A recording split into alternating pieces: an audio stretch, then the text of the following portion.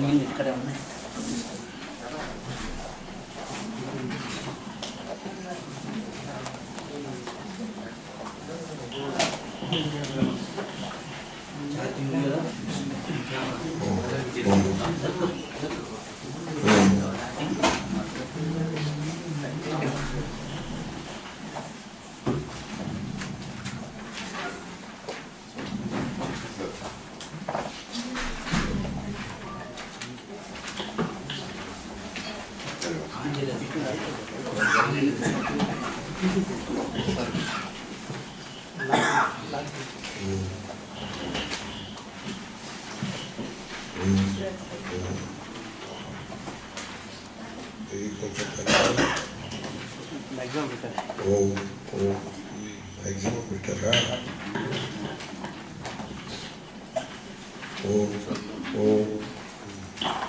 తక్కువ వస్తుంది.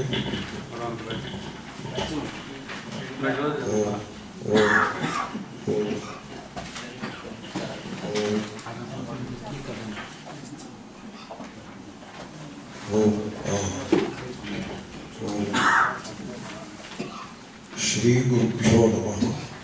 శ్రీ గణేశాయ నమః. श्रुतिस्मृति पुराणानामालयं करुणालयं नमामि भगवत्पादशङ्करं लोकशङ्करं. बालस्तावत् क्रीडासक्तः तरुणस्तावत् तरुणीसक्तः वृद्धस्तावत् चिन्तासक्तः परमे ब्रह्मणि कोपि न सक्तः. లోకంలో చూడండి, అందరూ ఆభరణాల వెంట పరుగులు తీస్తారే కానీ బంగారం గురించి తెలుసుకునే ప్రయత్నం ఎవరు చేద్దాం. అసలు బంగారం అంటే ఏమి? నోబుల్ మెటల్ అంటారు. రాగి కగ్గిపోతుంది. వాతావరణంలో ఉండే తేమకి రాగి దాని శోభ తగ్గిపోతుంది, వన్నే తగ్గిపోతుంది. బంగారం తగ్గదు. ఎందువల్ల? బంగారం ఎక్కడ దొరుకుతుంది? నేలలోంచి ఎలా తీస్తారు? ఈ బంగారం భూమి యొక్క మట్టిలోకి ఎలా వచ్చింది? ఇవన్నీ ఎవరైనా స్టడీ చేస్తారా? ఎవరికి అక్కర్లేదు. అందరికీ ఆభరణాలే కావాలి, పురుషులయ్యేది స్త్రీలయ్యేది. అదేవిధంగా అనిత్యమైన ఈ జగత్తు, దాని వ్యవహారములలో జనులు తలముక్కలుగా ఉంటారే తప్ప అసలు ఈ జగత్తుకు మూలమునందేమున్నది అని ఆలోచించాలి. మీకు రహస్యం చెప్తా, ఒక జీవిత రహస్యం. అదేమంటే కారణ మీమాంస, కార్యమీమాంస అని రెండు ఉన్నాయి. అంటే కారణము గురించి విచారణ చేయుట, మీమాంస అంటే విచారణ చేయడం, అంటే వివరాలని తెలుసుకునే ప్రయత్నం చేయడం. కార్యమును గురించి తెలుసుకునే ప్రయత్నం చేయడం. కార్యమీమాంస వలన మానవుడు బంధింపబడతాడు. లైక్ ఆభరణములు, వాటిలో ఉండే రకాలు, వాటి వివరాలు మీకు తెలిసినప్పుడు మీకు ఏమనిపిస్తుంది? మన దగ్గర ఏమీ ఆభరణాలు లేకపోయాయే అని దుఃఖం కలుగుతుంది. అప్పుడు అప్పో చేసి ఈజీ మంత్లీ ఇన్స్టాల్మెంట్లో ఏదో పేరు చెప్పి బాగా ఆభరణం ఒకటి కొనుక్కొస్తాను. లేకపోతే కనీసం రోడ్డు కూడా అయినా కొనుక్కోవాలని కొనుక్కుంటాను. కొద్ది రోజులు పెట్టిన తర్వాత అదేమో వందే తగ్గిపోతుంది. అప్పుడు బెంగ పెట్టుకుంటాను, అయ్యో ఇది ఎందుకు పనికిరాదు, వీధిలో వాళ్ళు ఎవరైనా చూస్తే అనుకుంటాను. ఈ విధంగా ఈ కార్యము అంటే ఆభరణముల గురించి విచారం చేసి వాటి వెంటపడి మానవుడు దుఃఖాన్ని కొని తెచ్చుకుంటాడే తప్ప వాటి బదులు ఆభరణాల గురించి విచారించడానికి బదులుగా మీరు బంగారం గురించి విచారించినట్లయితే మీకు ఈ గోల పోతుంది. ఈ రొంపి, ఈ ఆభరణములు వీటిని సంపాదిస్తూ ఉండడం, పెట్టుకోవడం, బాగుందని బాగులేదని ఈ గోలంతా వదిలిపోతుంది. మీరు ఒక సైంటిస్ట్గా వందికెక్కుతారు. ఒక జ్ఞానం యొక్క మహిమను మీరు అనుభవానికి తెచ్చుకోగలుగుతారు. కాబట్టి ఎప్పుడైనా సరే కారణమీమాంస మనల్ని ఉద్ధరిస్తుంది, కార్యమీమాంస మనల్ని సంసారంలో బద్ధులను చేస్తుంది. అదొక రూల్, అది జనరల్ లా. వేదాంతిక్ లాస్ కొన్ని ఉన్నాయి, వాటిలో ఇది ఒక లా. అలాగే ఈ జగత్తులో ఉన్నటువంటి కార్యములు, అంటే జగత్తులో ఉండే వివిధ వస్తువులు, వాటి గురించి మీమాంస చేసుకుంటూ కూర్చున్నప్పుడు మనము వాటి ఎడల రాగద్వేషములను కలిగి తద్వారా ఈ సంసారంలో బంధింపబడుతూ ఉంటాము. అట్లుగాక ఈ జగత్తు, దీని మూలమేమి, ఈ జగత్తు యొక్క తత్వాన్ని, జగత్తు ఎక్కడి నుంచి ఆవిర్భవించింది, ఆ తత్వాన్ని తెలుసుకునే ప్రయత్నం చేస్తే మీరు సంసార బంధం నుండి విముక్తులవుతారు. ఆ తత్వాన్ని తెలుసుకోవడం అంటే ఏమో కథలు చెప్పుకుంటూ కాలక్షేపం చేయడం కాదు. ఎవడో ఒక ఆయన ఉండేవాడు, ఆయనేమో దీన్ని ఇలా సృష్టించాడు, దాన్ని అలా అవన్నీ కథలు. అవి వాటి వల్ల ఏమీ తత్వం అంటే కథలు కాదు. అసలు ఈ జగత్తు ఏ విధముగా ఆవిర్భవించినది అంటే మళ్ళీ మీరు ఉపనిషత్తులు, భగవద్గీత ఆ విధమైన అధ్యయనం చేయాల్సి వస్తుంది. అటువంటి కారణమీమాంస వలన మనిషి సంసార బంధం నుండి విముక్తుడవుతాడు. కానీ దురదృష్టం ఏమిటంటే జనులందరూ కూడా కార్యమీమాంసలో ఉంటారు తప్ప కారణమీమాంస ఎదుగుతారు. అసలు అలాంటిది ఒకటి ఉందని కూడా చాలా మందికి తెలియదు. చాలా దురదృష్టకరమైన పరిణామం. మీరు ఒక మనిషి జీవితాన్ని చూసుకుంటే బాల్యంలో ఆట బొమ్మలతో ఆడుకుంటూ ఉంటాడు. బాలస్తావత్ క్రీడాసక్త. బాలుడుగా ఉండి ఈ జగత్తు ఇది సత్యమా అసత్యమా, నిత్యమా అనిత్యమా అనే మీమాంస బాలుడేం చేస్తాడు? చెయ్యడు. ఆట బొమ్మల్ని అవి యథార్థం అనుకుంటాడు. ఎప్పుడైనా పిల్లలు ఆడుకుంటుంటే మీరు వాళ్ళకి తెలియకుండా దూరంగా ఉండి వాళ్ళని పరిశీలించినట్లయితే, అబ్జర్వ్ చేస్తే మీకు ఆ చైల్డ్ సైకాలజీ కొంత అర్థం. నేను ఒకసారి అలాగ పరిశీలన చేశాను. పిల్లలు అబ్బాయిలో అమ్మాయిలో 4-5 కలిసి భూవాలాట ఆడుకుంటున్నారు. ఎప్పుడైనా విన్నారా భూవాలాట? లక్క పిడతలు ఉంటాయి, దాంట్లో అన్నం వండుకునే పిడత, కూర వండుకునే పిడత, సాంబార్ పిడత, అలాగే వేరువేరుగా ఉంటాయి. వాటిలో చిన్న చిన్న గెరిటెలు కూడా ఉంటాయి కలపడానికి. చిన్న పొయ్యి ఉంటుంది, ఆ పొయ్యిలో ఒక కట్టెలు ఉంటాయి. తర్వాత వత్సములు, సామాన్లు అవన్నీ ఉంటాయి. వాళ్ళ పిల్లల్లో ఒక అమ్మాయిని తల్లి అనే రోల్లో పెట్టుకుంటారు. వీళ్ళందరూ భోజనాలు చేయడానికి సిద్ధంగా ఉన్నారు. ఆమె ఆ పొయ్యి మీద పిడత పెట్టి ఇలా కలిపి ఆమె అన్నం తయారు చేస్తుంది. తయారైపోయింది, మీరందరూ రెడీయా అని అంటున్నారు. అంటే ఎస్ వీఆర్ రెడీ అని వీళ్ళు అంటారు. వీళ్ళు కంచాలు పెట్టుకుంటారు. అప్పుడు ఆవిడ వడ్డిస్తుంది, వీళ్ళు తింటారు. చూసారా ఎప్పుడైనా భూవాలాట? పిల్లలు ఆ విధంగా ఉంటారు. పిల్లల యొక్క ఈ భూవాలాటను చూసినప్పుడు నాకు ఏమనిపించిందంటే, పెద్దలు ఇంతకంటే భిన్నంగా ఏమీ అదే అనిపించింది. ఎందుకంటే పిల్లలు ఆ పిడతలో సత్యం అనుకుంటారు. పెద్దలు కూడా ఈ ఇల్లు, వాకిలి, ఈ సామగ్రి, ఈ భార్య, సంతానము, భర్త, ఇవన్నీ సత్యమని వీళ్ళు అనుకుంటారు. డబ్బు, దశకం, ఇదంతా సత్యమని వీళ్ళు అనుకుంటారు. పిల్లల దృష్టిలో అది సత్యం, పెద్దల దృష్టిలో ఇది సత్యం, శాస్త్రం దృష్టిలో రెండూ సమానం. కాబట్టి బాలస్తావత్ క్రీడాసక్త. పిల్లవాడిగా ఉన్నప్పుడు ఈ ఆటపాటలలో రోజు గడిపేస్తాడు తప్ప ఆత్మవిచారమేమి చేయడు. పోనీ ఇంక వయస్సు వచ్చింది, యుక్త వయస్సు వచ్చింది, ఆలోచించి తెలుసుకునేటువంటి వయస్సు వచ్చింది, ఇప్పుడేమైనా ఆత్మవిచారం చేస్తాడా అన్నట్లయితే, సరిగ్గా వయస్సు వచ్చింది అనేప్పటికీ పెద్దవాళ్ళు ఏం చేస్తారంటే వీడిని ఒక అమ్మాయిని చూసి కట్టి పెట్టేస్తారు. పల్లెటూళ్ళలో వ్యవసాయ కుటుంబాల వాళ్ళకి తెలుస్తుంది. ఎద్దు, అదే దూడ, మగదూడ, దాన్ని ఏమంటారు? కోడెదూడ అంటారు. కోడెదూడ పెరిగి పెద్దదవుతూ ఉంటుంది. బాగా ఇంకా పెద్దదవ్వలేదు, ఇప్పుడే పెరిగి పెద్దదవుతూ ఉంటుంది. అది చెప్పిన మాట వింటాం. చాలా పొగరుగా ఉండి అప్పుడప్పుడే కొమ్ములు వస్తూ ఉంటాయి. ఆ కొమ్ము విసురుతో అందరినీ భయపెడుతూ ఉంటుంది. ఇప్పుడు రైతు ఏం చేస్తాడంటే ఇంకో కోడెదూడని తీసుకొచ్చి దాన్ని కలిపి కడతాడు. దాంతో దాని పొగరంతా దిగిపోతుంది. అది ఇంక తల ఊపించడం మానేస్తుంది. చాలా వినయ విధేయతల్ని నేర్చుకుంటుంది. సరిగ్గా అదే విధంగా ఇంకా అదే దృష్టాంతం. వయస్సు వచ్చి వాడు చాలా పొగరబోతుగా అయ్యేప్పటికీ పెద్దలు గమనించి ఒక అమ్మాయిని వీడికి కట్టేస్తారు. ఇంకా దాంతో వీడు పొగరంతా దిగిపోయి ఆ అమ్మాయితో పడి కుస్తీ పడుతూ సంసారాన్ని ఈదుతో పడి ఉంటాడు.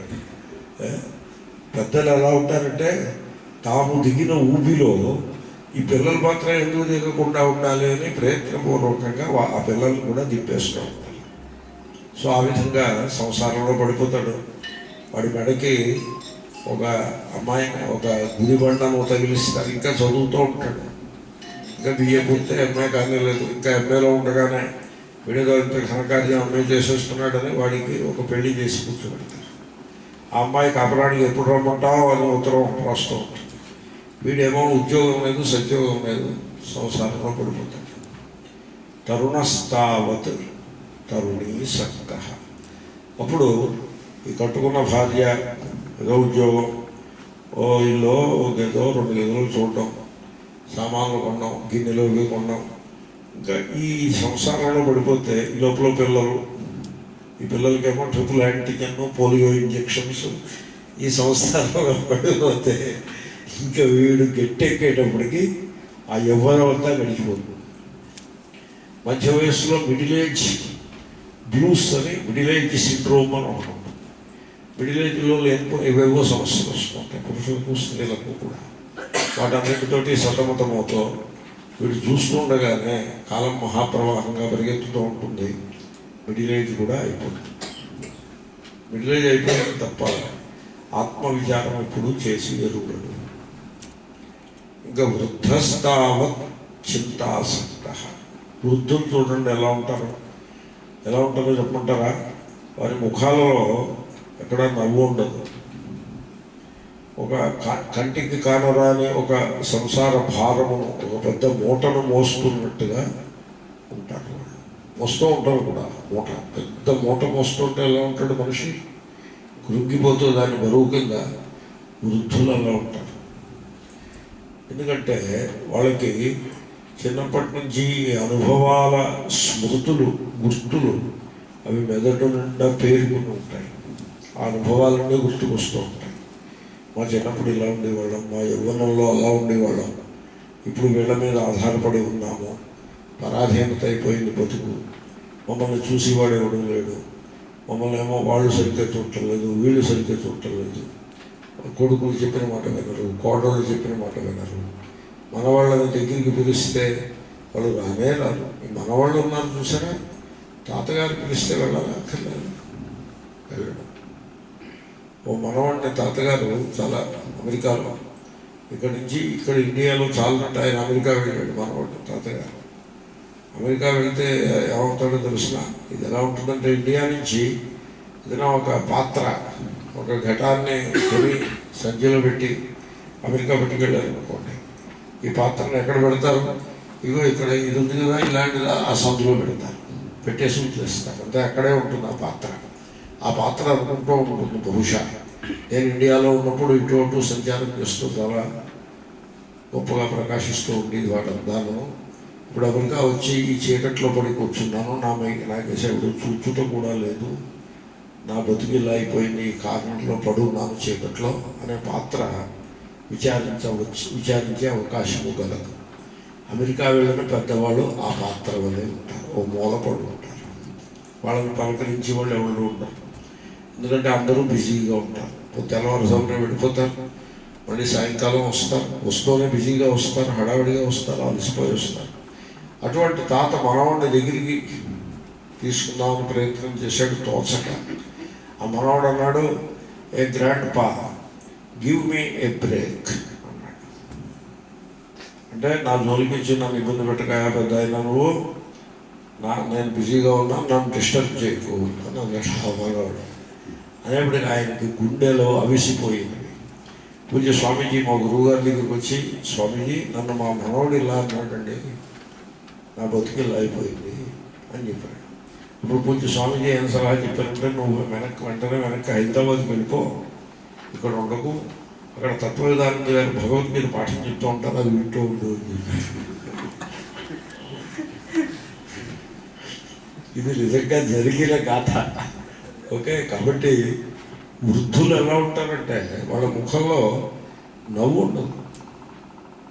ఏదో పులుముకున్న నవ్వేమన్నా అప్పుడప్పుడు కనపడాలి ఫోటో కోసం, ఫోటో తీసి నవ్వండి అంటే నవ్వినట్టుగా అలాంటిది ఏదైనా ఉండాలేమో తప్ప. సో అలా ఉంటారు వృద్ధులు. ఆ పాతకాలపు స్మృతులు గుర్తులన్నీ అలాగా తామర దుంపల వలె, లేకపోతే తేనెటీగ తేనె పట్టును కదిలిచినప్పుడు ఈగల వలె ఆ గుర్తులన్నీ తలలో ఇటునటు చెల్లా చెదురుగా ఉంటే అవన్నీ తలచుకుంటూ ఏదో బెంగగా అలా పడుకుంటారు వృద్ధులు. అలా వృద్ధస్థావత్ చింతాసక్త. చింత అంటే బెంగ. నా శేష జీవితం అలా గడుస్తూ నాకు బీపీ షుగర్ వస్తే వైద్యం సరిగ్గా అవుతుందో అవుతో, ఆపరేషన్ చేయాల్సి వస్తే సరైన డబ్బులు ఉంటాయో ఉండవో, ఈ కొడుకు పెడతాడో పెట్టడో, ఒకవేళ వాడు ఖర్చు పెడతారన్నా కోడలు పెట్టనిస్తుందో పెట్టనివ్వదో అని ఈ విధంగా అనేక చింతలతో ఇంక చచ్చిపోతానేమో అనే భయం మరొకటి, చావు దగ్గరికి వచ్చిందని చావు భయం ఒకటి ఉంటుంది. చచ్చిపోయిన తర్వాత నరకానికి వెళ్తామో స్వర్గానికి వెళ్తామో. ఈ పౌరాణికులు ఏమని చెప్పారంటే నరకంలో పెద్ద పెద్ద గుండీలలో నూనె పోసి కింద మంటలు పెట్టి దాంట్లో కూర్చోబెట్టారని చెప్తారు వీళ్ళు. అది వినడానికే భయం వేసి ఇట్లా అవుతుంది. ఇలాంటి కథలన్నీ చెప్పి వీళ్ళ గుండెల్ని అవిసిపోయి ఇట్లాగా భయపెట్టేసి కూర్చోబెడతారు. సో ఇటువంటి బెంగలన్నిటితో వృద్ధుడు సతమతమవుతూ ఉంటాడు. ఇంకెవడు మిగిలాడు? పరమాత్మను గురించి విచారణ చేసేందుకు ఎవడు మిగిలాడు? ఎవడు మిగలలేదు. పరమే బ్రహ్మణి కోపిన రక్త. అంటే బాలుకి దీని మీద ఇంట్రెస్ట్ లేదు, మధ్య వయస్సులో ఉన్న వాళ్ళకి ఇంట్రెస్ట్ లేదు, వృద్ధులకి ఇంట్రెస్ట్ లేదు. ఇంట్రెస్ట్ లేదంటే అవకాశమే లేదు. ఇంకా ఈ ఆత్మవిచారంపై శ్రద్ధ గలవాడు ఎవడు మిగిలాడు? ఎవడు మిగిలేదు. ఎవరో నాతో అన్నారు, స్వామి నువ్వు పెద్ద పండితుండని ఇదని అదని అంటారు, నీ క్లాస్ ఫీజు పట్టుమని 50 మంది కూడా లేరు అని అన్నారు. అంటే ఇంకొక క్లాసుకు 1000 మంది వస్తున్నారు, 2000 మంది వస్తున్నారు అని నన్ను బటకాయించడానికి వాళ్ళు ప్రయత్నం చేశారు. నేను చెప్పాను, శంకర భగవత్పాదులకు 4 శిష్యులు ఉండేవారు, నాకు ఇంకా ఎక్కువ మంది ఉన్నారు, కాబట్టి విచారం చేయాల్సి లేదు అని నేను చెప్పాను. ఎందుకంటే ఆత్మవిచారం ఎవరికి? ఆత్మవిచారం అక్కర్లేదు. లలితా సహస్రనామము కుంకుమ పూజ అంటే మొత్తం కువైట్లో ఉన్న స్త్రీలందరూ ఇక్కడే ఉంటారు, పురుషులందరూ బయట నిలబడి ఉంటారు, స్త్రీలందరూ. భగవద్గీత లేకపోతే ఉపనిషత్తు అని మీరు అనండి, ఉన్న 4 కూడా వేరే పని చూసుకుని లేచండి. ఆత్మవిచారం ఎవరికి అక్కర్లేదు, సంసారంలో అలాగే ఉంటారు. అంచేతనే మేము ఆత్మవిచారాన్ని బోధించేటువంటి సందర్భంలో ఎంతమంది ఉన్నారు అది ఆలోచన ఉండదు. శంకరాచార్యులు 4 బోధించారు, మనం ఒక్కడికి బోధిస్తే చాలు కృతార్థులమే అనే ధోరణిలో పోతూ ఉంటాం. ఒక్కొక్కప్పుడు నేను దృష్టాంతం చూశాను. ఒక ఆయన ముందు రుద్రాభిషేకము, తర్వాత గీతా పూజ, గీతా ప్రవచనము అని పెట్టాడు ప్రోగ్రాం. ఉదయం 7ంటికి ఆరంభమవుతుంది, రుద్రాభిషేకం 7:30కు అయిపోతుంది, లేదా 8కి. ఆ తర్వాత గీతా ప్రవచనం. మొత్తం హాల్లో 1000 మంది ఉన్నారు. ఈ రుద్రాభిషేకానికి అందరూ సంకల్పములు, గోత్రనామాలు, మొత్తం వ్యవహారం అంతా మీకు ఉంటుంది కదా, అలాంటి వ్యవహారం అంతా నడుస్తుంది. సరిగ్గా 8 అయింది, ప్రసాదం, తీర్థ ప్రసాదం అయిపోయాయి. ఇంక ఇప్పుడు శ్రీకృష్ణుడిని ప్రార్థించి భగవద్గీత క్లాసు మొదలుపెట్టేప్పటికి ఆయన నేను గెస్టుని, పక్కన నాకు కుర్చీ వేసాను, దాంట్లో కూర్చున్నాను. ఇంకా ఆయన ప్రవచనం మొదలుపెట్టేటికి ఆయన ఉన్నారు, నేనున్నాను, ఇంకో 2-3 ఉన్నారు. 1000 మంది ఉన్నారు. 1000 మంది 50,000 ఏదో భూమిలోకి వెళ్ళిపోయినట్టుగా అంతర్ధానం అయిపోయినాను. నేను అన్నాను, ఏమిటండి ఈ విడ్డూరం ఏమిటండి? మరి ఏమంటావా, ఇలాగే ఉంది జీవితం. ఆ రుద్రాభిషేకం పెట్టకపోతే ఈ ముఖాలు కూడా కనపడవని పెట్టాను నేను అని ఆయన నాతో చెప్పారు. కాబట్టి ఆత్మవిచారం ఎవరికీ అక్కర్లేదు. ప్రతివాడు కూడా ఈ జగత్తు యొక్క విచారం చేయడానికి సిద్ధపడతాడు. జగత్తులో ఏముంది, ఇదేమిటి అదేమిటి, ఇక్కడే ఉంది, ఇక్కడే దేవుడు ఉన్నాడు, అక్కడే దేవుడు ఉన్నాడు, ఇక్కడ ఏ వ్యక్తి ఉన్నది, అక్కడ ఏ విడ్డూరం ఉన్నది. జగత్తు యొక్క విచారం చేయటానికి పరుగులు తీసి వాళ్ళు కనపడతారు.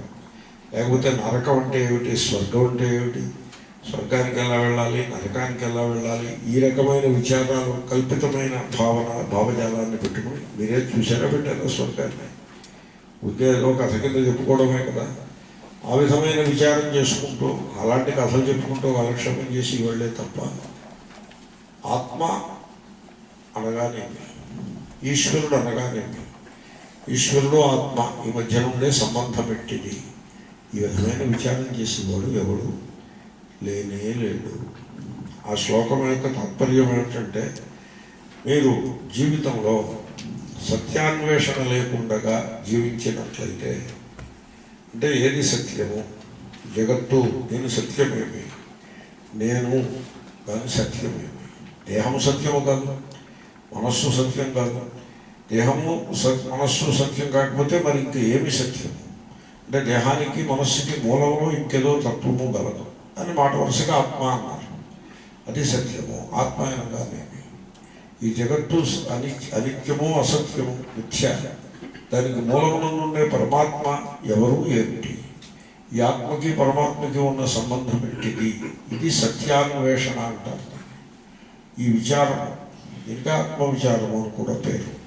ఈ విచారము లేకుండా దీన్ని పక్కన పెట్టేసి మీరు అర్థ, కామ, ధర్మ, అంటే డబ్బు సంపాదించడం, భోగాలు అనుభవించడం, పూజలో చేసుకుంటూ కర్మకాండని ఉపాసనల్ని చేసుకోవటం మంచిది, మూడో అవసరమే. ఇంట్లో ఈ మూడింట్లో ఏది అక్కర్లేదని నేను చెప్పట్లేదు. కానీ ఆ మూడింటికి మాత్రమే మీరు పరిమితమైపోయి ఆ హద్దులోనే మీరు ఉండిపోతే జీవితంలో మీరు ఎంత సంపాదించినా, ఎన్ని భోగాలను అనుభవించినా, ఎన్ని కర్మలని ఉపాసనలని చేసినా కూడా మీరు ఫ్రస్ట్రేషన్ తప్ప మీకు ఏది మిగలదు. You will be frustrated. ఫ్రస్ట్రేషన్లో పడిపోతారు. మీకు జీవితంలో కృతార్థత అనేది అనుభవానికి రాదు. ఎప్పుడైతే మీరు ఆత్మవిచారాన్ని చేస్తారో, సత్యాన్వేషణ చేస్తారో, అప్పుడు మాత్రమే మీకు కృతార్థత అనేది అనుభవానికి వస్తుంది. ధర్మార్థ కామముల యందు మనిషి కృతార్థుడు కాలేడు. ఈ సత్యాన్ని గుర్తించి ధర్మార్థకామములను యథోచితంగా అనుసరిస్తూనే ఆత్మవిచారము చేయుట అత్యావశ్యకము. అది ఆ శ్లోకము యొక్క తాత్పర్యం.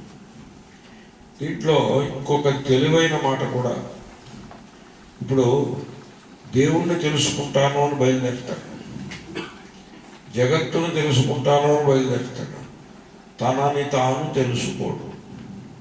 తనని తాను తెలుసుకోకుండా దేవుణ్ణి తెలుసుకుంటే ఆ దేవుడు కాన్సెప్చువల్ గాడ్ అవుతాడు.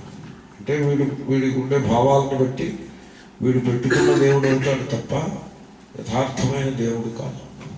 ఎందుకంటే వీడికి తన స్వరూపమే తెలియనప్పుడు, ఇప్పుడు తాను మగవాడు, తాను పురుషుడు కాబట్టి దేవుడు పురుషుడు, తాను పెళ్లి చేసుకున్నాడు కాబట్టి దేవుడు పెళ్లి చేసుకున్నాడు అని ఈ విధంగా దీన్ని యాంథ్రోపోమార్ఫిక్ గాడ్ అని అంటారు.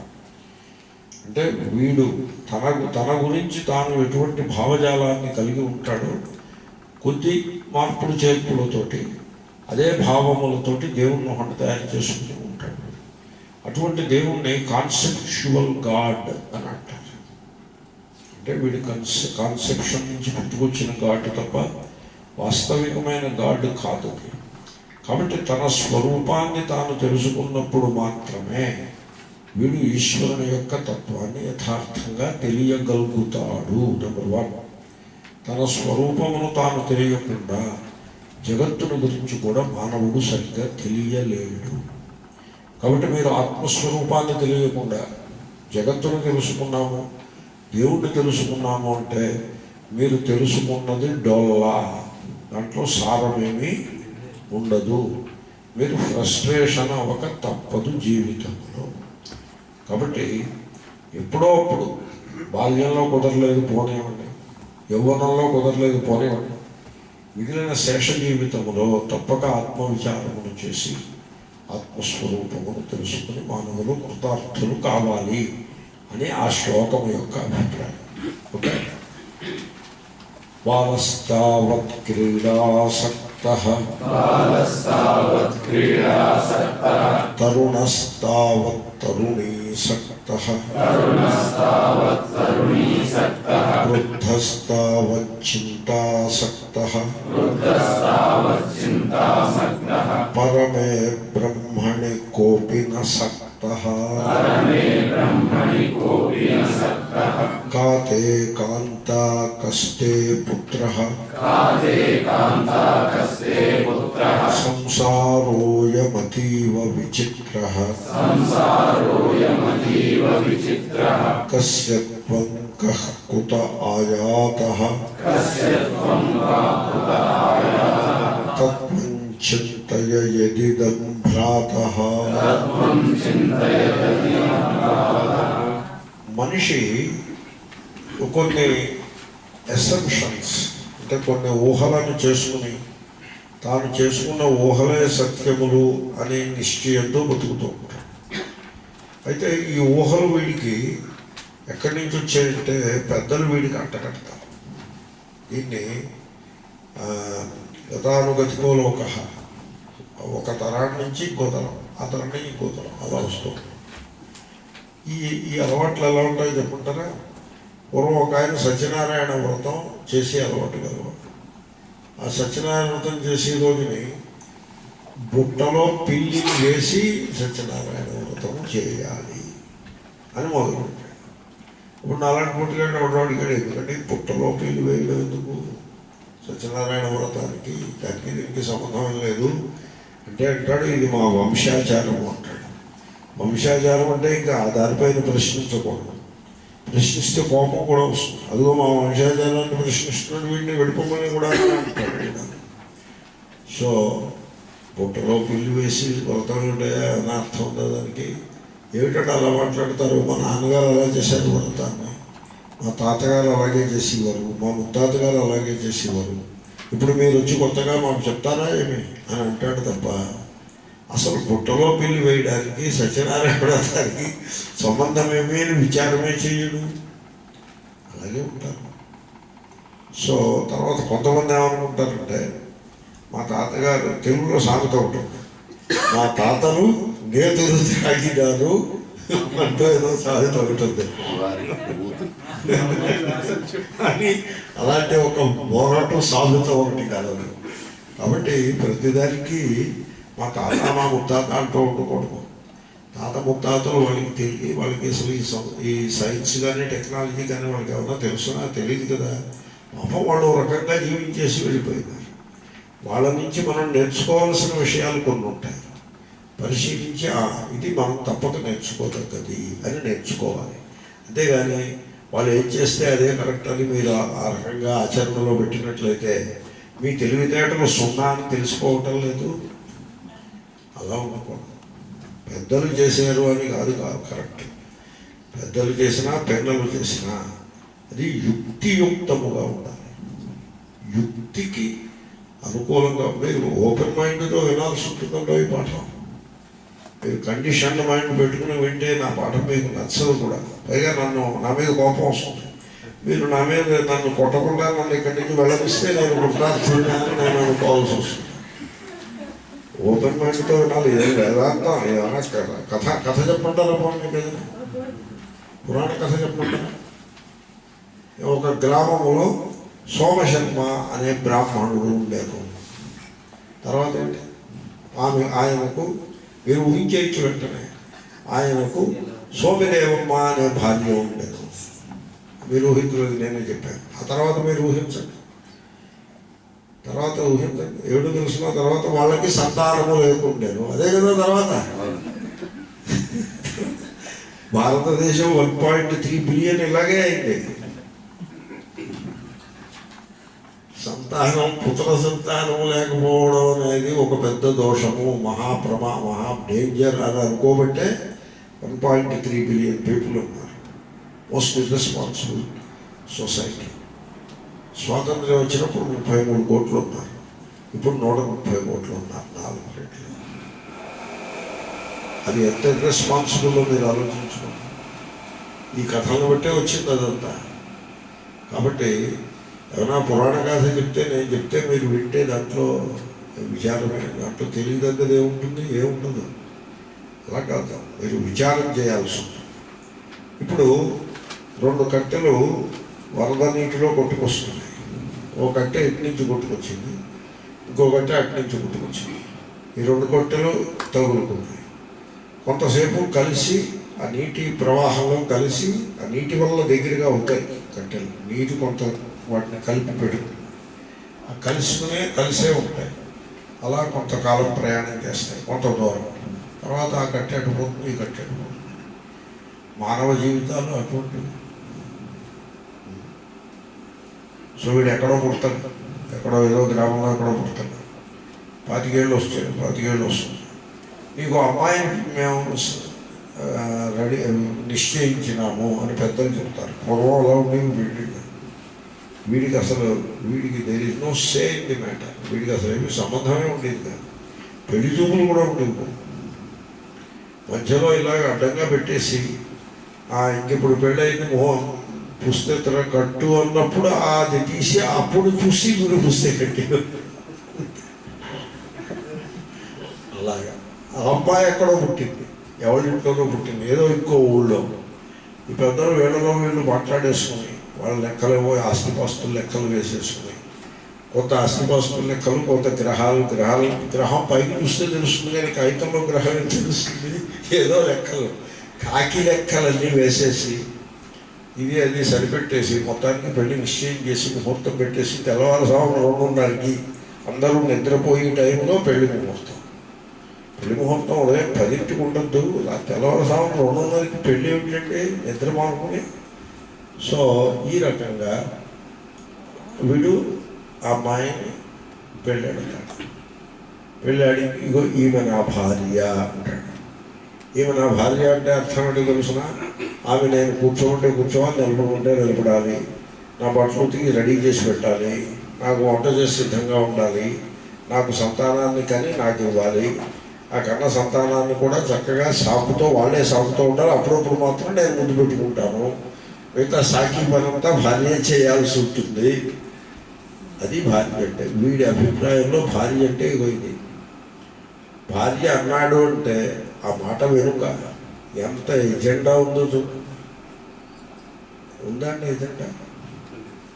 ఇప్పుడు ఇది నా ఆఫీసు, ఇతగాడు నా ఆఫీసులో క్లర్క్ అన్నారనుకోండి, ఆ మాట ఆ ఇంట్రడక్షన్లు బట్టి మీకు ఏమర్థమైంది? వాడు పోతే నుంచి సాయంకాలం దాకా లెక్కలు వేసుకుంటూ అక్కడ టేబుల్ దగ్గర పడుకుంటాడని అర్థమైందా లేదా? అలాగే ఇది మా ఇల్లు, ఈమె నా భార్య, సంథింగ్ లైక్ దాట్. ఇతర వ్యక్తిని డామినేట్ చేసేసి, పొజెస్ చేసి, అంటే ఆస్తిని కలిగి ఉన్నట్లుగా, విలువైన వస్తువులను కలిగి ఉన్నట్లుగా స్త్రీని కూడా ఒక వస్తువుగా భావన చేసి, ఇటువంటివి ప్రపంచంలోని కొన్ని కల్చర్స్లో చాలా విపరీతంగా కూడా ఉంటాయి. హిందూ కల్చర్లో కొంత మోడరేట్గా ఉంటుంది, మరీ అంత విడ్డూరంగా కాదు. మొత్తానికి డామినేట్ చేసి, పొసెస్ చేసి, ఒక ఆస్తిపాస్తులలో లెక్క కింద పెట్టుకునే స్థితి తీసుకొచ్చేది లేదు. ఒక నిండు వ్యక్తిని, ఆత్మస్వరూపురాలైన ఒక వ్యక్తిని ఆ స్థితికి తీసుకొచ్చేసి ఈమె నా భార్య అంటూ డామినేట్ చేయటం, దాంట్లో వివేకము ఏమీ కలదు. కాతే కాంత అనే ప్రశ్న. ఈ సంసారం చాలా విడ్డూరమైనది. సంసారోయం అతీవ విచిత్ర. అంటే మహాత్ములకి ఆ దృష్టి ఉండదు.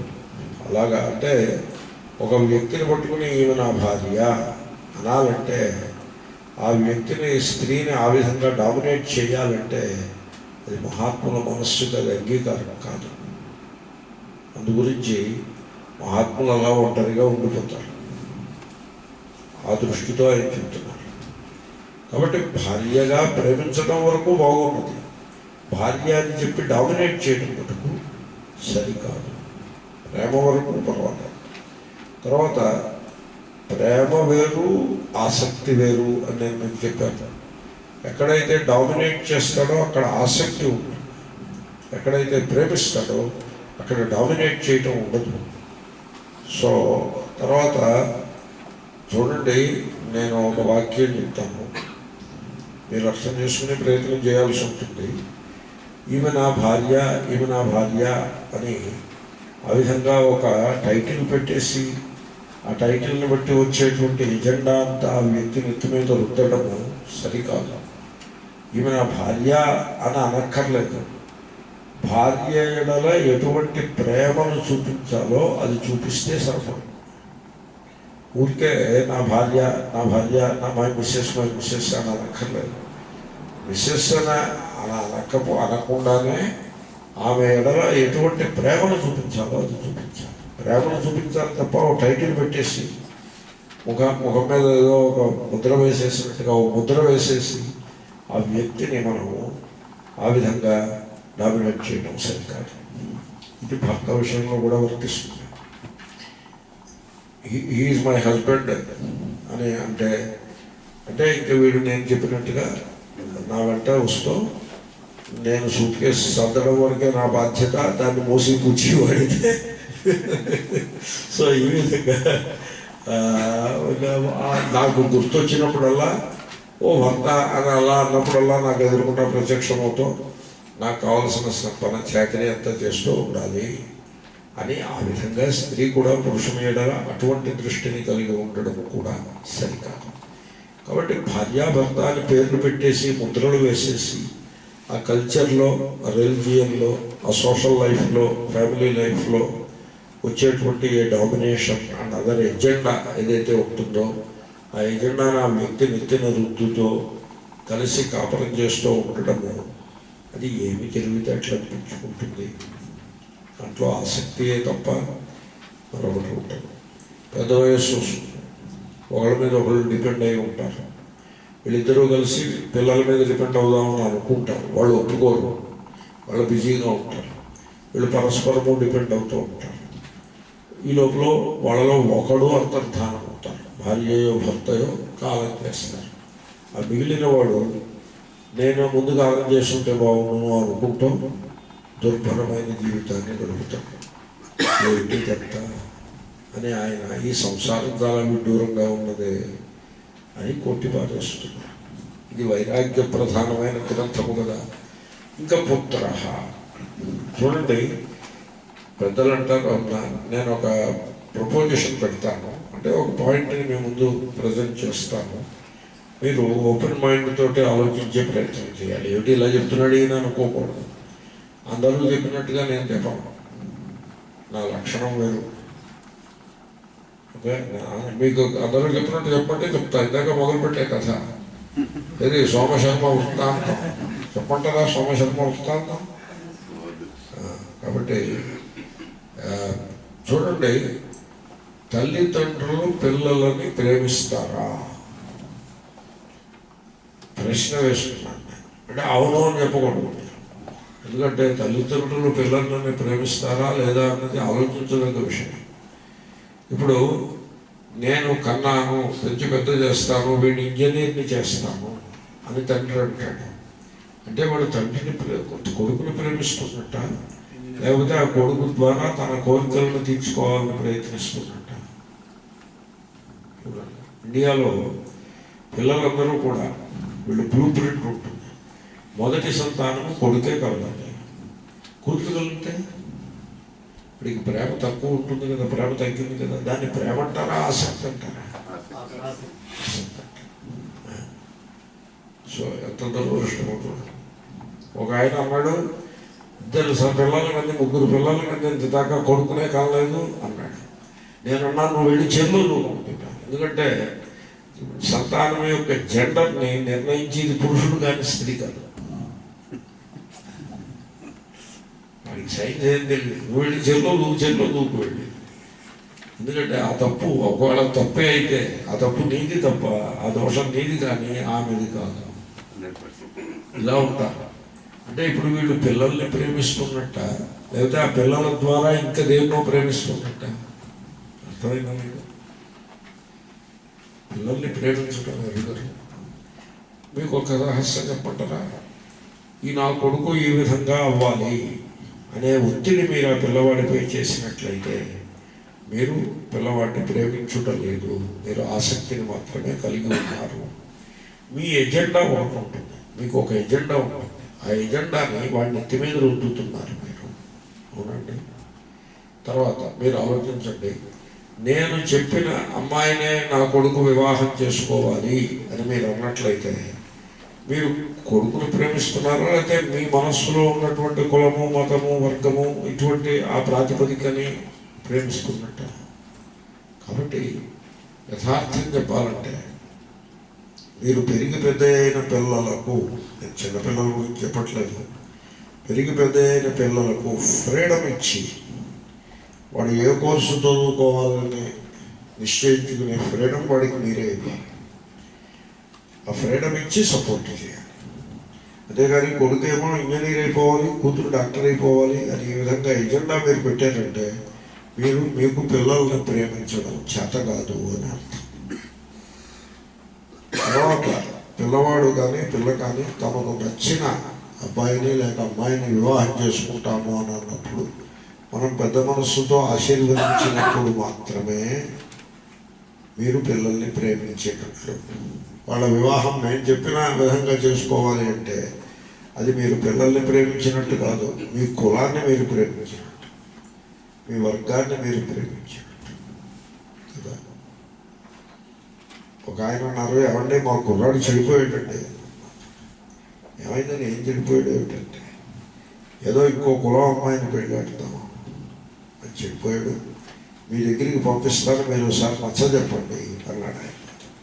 నేను అన్నాను, మీ కుర్రాడిని నా దగ్గర మీరు పంపించక్కర్లేదు, మీరు కూర్చోండి ఇక్కడ, మీకు నచ్చ చెప్పాల్సింది కలదు.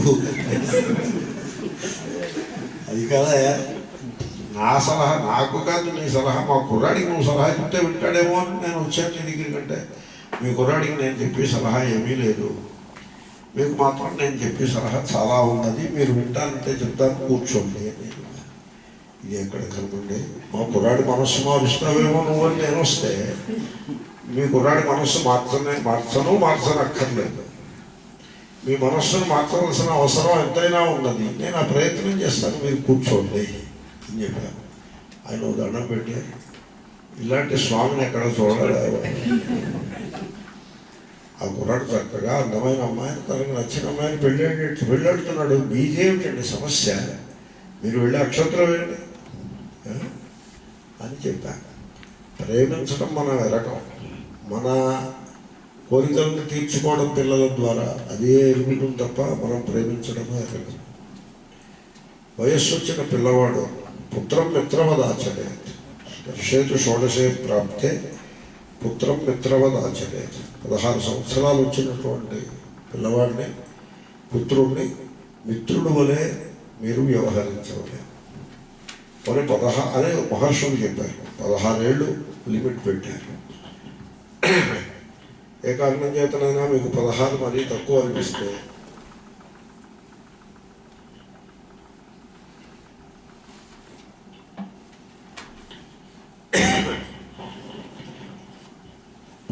చేసుకోండి.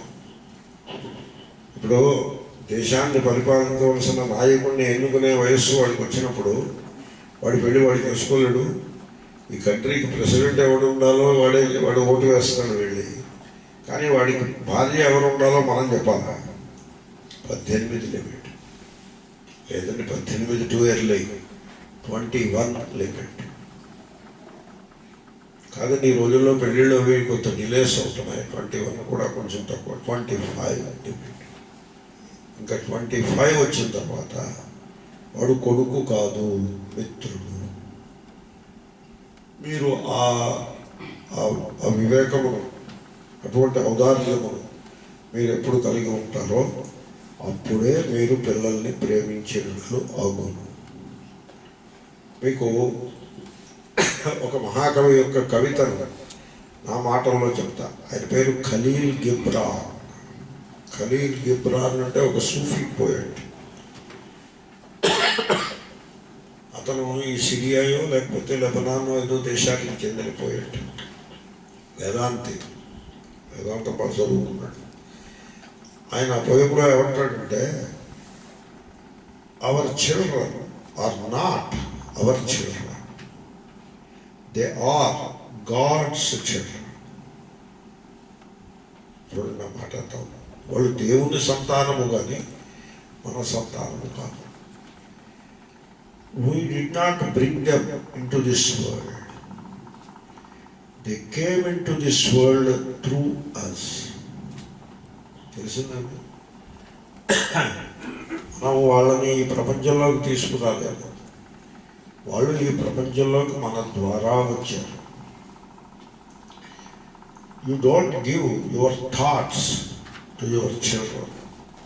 You give your love to your children. మీ పిల్లలకి మీరు మీ ఆలోచనలని, మీ సంస్కారాలని, మీ వాసనలని, మీ కులాన్ని, మతాన్ని, వర్గాన్ని, మీ ద్వేషాలని మీరు ఇవ్వకండి. మీ ప్రేమను మీరు వారికి అని ఈ విధంగా చాలా గంభీరమైనటువంటి ఒక పోయం ఆయన ఖలీల్ గిబ్రాన్ గారు రాసినారు. మీరు ఏదైనా గూగుల్కో ఎక్కడికో వెళ్ళి ఆ పోయం చదివితే మీకు తెలుసు. ఇంకా ఉంది ఆ పోయం. ఇంకో మాట అన్నాడు ఆయన, you look into the past whereas your children look into the future. మనం ఎప్పుడు గతాన్ని చూస్తూ ఉంటాం, అంతే కదా. మన కులం, మతం, వర్గం అంటే గతాన్ని చూస్తున్నట్టే కదా లెక్క. పిల్లలు భవిష్యత్తుని చూస్తూ ఉంటారు. కాబట్టి వాళ్ళకి వీళ్ళు నా సంతానము అని ముద్ర వేసి వాళ్ళని డామినేట్ చేయటము ప్రేమ అనిపించుకోదు, అది ఆసక్తియే అవుతుంది. ఆసక్తి ఉన్నంత వరకు ప్రేమ ఉండదు. కాబట్టి ఆసక్తిని తగ్గించుకొని మనం ప్రేమించటం అభ్యాసం నేర్చుకోవాలి.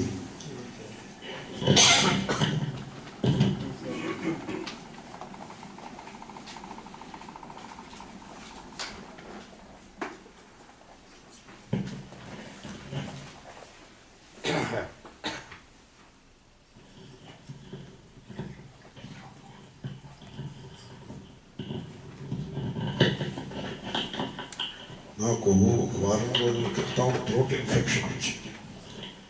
దాని ఎఫెక్ట్ ఇంకా పూర్తిగా పోలేదు. దాంతో మీరు కొంచెం ఓపిక పట్టాల్సి ఉంటుంది. ఇక అక్కడికి పిల్లల విషయం అయింది. ఇంకా నీ దగ్గరికి వస్తే అంటే విద్యార్థి, నీవు నేను ఫలానా వంశంలో పుట్టాను, ఫలానా కులం, వర్గం, మతం, ప్రాంతం, గోత్రం అంటే ఇవన్నీ నువ్వు చెప్తున్నావు నీ గురించి. ఇవన్నీ నీకు ఫస్ట్ హ్యాండ్గా తెలిసినవా, లేకపోతే ఎవరైనా చెప్తే నువ్వు విని చిలకలాగా పలుకుతున్నావా? మీరు ఆలోచించండి. నేను మీకు ఛాలెంజ్ చేస్తున్నాను. మీ గురించి మీరు ఒక్క మాట ఫస్ట్ హ్యాండ్ మాట ఒకటి చెప్పగలరా? ఫస్ట్ హ్యాండ్ చెప్పాలి, సెకండ్ హ్యాండ్ చెప్పడానికి వెళ్ళాను. నా పేరు సుబ్బారావు అంటే అది ఫస్ట్ హ్యాండ్, సెకండ్ హ్యాండ్. మేము రెడ్డి కులంలో పుట్టాము అంటే first hand, second hand. First మేము పంజాబీలము అంటే సెకండ్ హ్యాండ్. మీరు సెకండ్ హ్యాండ్ చెప్పకూడదు, ఫస్ట్ హ్యాండ్ ఇన్ఫర్మేషన్ చెప్పాలి. నేను మీకు ఛాలెంజ్ చేస్తున్నాను. మీ గురించి మీరు ఫస్ట్ హ్యాండ్ ఒక్క మాట కూడా మీరు చెప్పలేరు. అదంతా సెకండ్ హ్యాండ్. నేను కంపెనీలో ఉద్యోగిని అంటే అది సెకండ్ హ్యాండా, ఫస్ట్ హ్యాండ్? Second hand. వాడు సర్టిఫికేట్ ఇవ్వాలి కదా. Everything is second hand. First hand మీ గురించి మీరు చెప్పగలిగింది ఏదీ లేదు. కాబట్టి నేను ఇది, నేను అది, నేను అది, నేను ఇది అంటూ మీరు గొప్పలు చెప్పుకోవడం మానేసి నేను ఎవరు అనేది తెలుసుకునే ప్రయత్నం చెయ్యండి. కస్య త్వం కహ కుత ఆయాత. ఇప్పుడు మీరు ఎక్కడి నుంచి వచ్చారు? ఇప్పుడు నిద్రలో మీరు లేరు అంటే మీరు మీ గురించి నేను ఫలానా వ్యక్తిని అని ఏదైతే అనుకుంటున్నారో ఆ వ్యక్తి నిద్రలో ఉన్నాడా? లేడు. ఆ వ్యక్తి నిద్రలో లేడు. నిద్ర లేచాక మనస్సు ప్రకటమైనాక ఆ వ్యక్తి పుట్టాడు. మీరు ఒక వ్యక్తిగా, ఒక పర్సన్గా మీరు ఇవాళ ఉదయం నిద్ర లేచినప్పుడు పుట్టారు. పుట్టడానికి ముందు మీరు ఏమిటి, ఎక్కడి నుంచి వచ్చారు తెలుసుకోవాలక్కర్లేదా? నేను ఎవరు? రమణ మహర్షి అనేవారు నేను ఎవరు అది తెలుసుకునే ప్రయత్నం చెయ్యి అని చెప్పేవారు. తర్వాత నేను ఫలానా వంశము, ఫలానా కులము, ఇవన్నీ కూడా సెకండ్ హ్యాండ్. మన అందరము వాస్తవంలో ఒకే కులానికి చెందున్నాము. అదే దైవ కులము. అందరూ ఆ పరమాత్మ యొక్క సంతానమే. కాబట్టి ఆ విధంగా తెలుసుకోవడం మానేసి ఇంకెవేవో పేర్లు పెట్టుకుని నీవు ఉండుట సరికాదు. కశ్యత్వం, నీవు ఎవరికి చెందినవాడవు తెలుసుకో. నేను పరమాత్మకు చెందినవాడను. ఆ పరమాత్మ అనగానేమి, ఎక్కడ ఉంటాడు, అవన్నీ తెలుసుకోవాల్సి ఉంటుంది. ఆత్మవిచారం చేసి ఆత్మస్వరూపాన్ని తెలుసుకోకుండా నేను ఇది అది అంటూ గొప్పలు చెప్పుకోవడము తగదు. నీవు ఎక్కడ నుండి వచ్చితివి, కుత ఆయాత అంటే ఇవాళ ఉదయం నిద్ర లేవడానికి ముందు నువ్వు లేవు, నిద్ర లేస్తూనే వచ్చావు. ఎక్కడి నుంచి వచ్చావు? దీన్ని ఏమంటారంటే, ఉదయం నిద్ర లేచిన తర్వాత ఒక పర్సన్ మన ముందు ప్రత్యక్షం అవుతాడు. ఒక పర్సన్, వ్యక్తి. ఈ వ్యక్తి ఎక్కడి నుంచి వచ్చాడు? వ్యక్తము నుండి వచ్చాడు. వ్యక్తము అంటే తెలివి. తెలివి వచ్చిన తర్వాత అన్నీ తెలుస్తూ ఉంటాయి. ఆ వ్యక్తము నుండి వ్యక్తి వచ్చాడు. ఆ వ్యక్తం ఎక్కడి నుంచి వచ్చింది?